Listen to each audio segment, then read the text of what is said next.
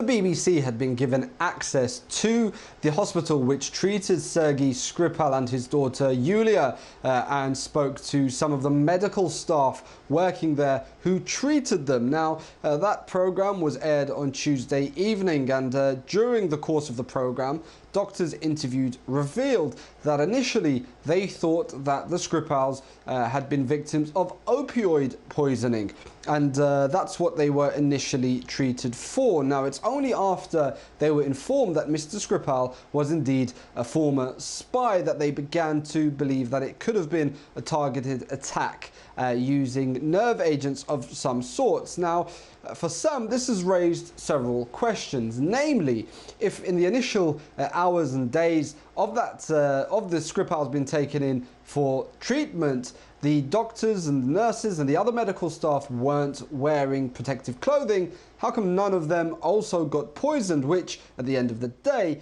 would have been the case had they been exposed to such nerve agents? Now, of course, there are different opinions offered up by the doctors in the course of that program as to exactly what happened, and it's still not yet clear how the Skripals were cured or how they were treated in order to get over their illness. Now, there are some, especially Russian chemical experts, who point out that the symptoms of opioid poisoning are very different to those of nerve agent poisoning, in particular of such powerful weapons grade nerve agents or weapons grade chemicals. Initial police reports stated Sergei Skripal was swinging back and forth while seated on that bench, and that he also raised his hands multiple times.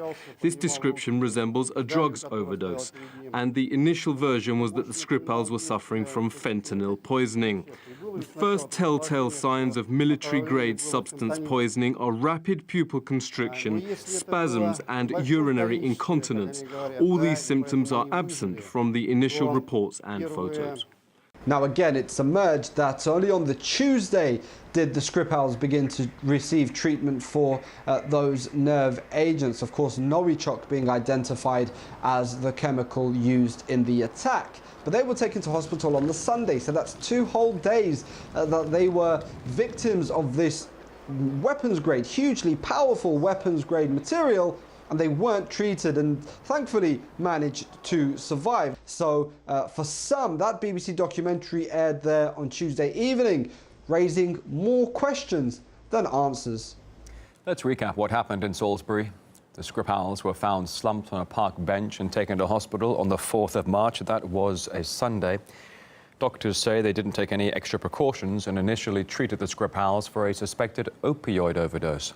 They changed tack, and the police officer who had found them was also admitted to hospital 2 days later, and the identity of the ex-spy was revealed to them. Now, after the incident, the UK claimed that Russia was behind the attack, saying that only Russia had the means and the motive as well as a track record.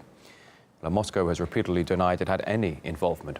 It said other countries developed Novichok and noted that it had traded Skripal in a high-profile spy swap and therefore had no need or reason to go after him.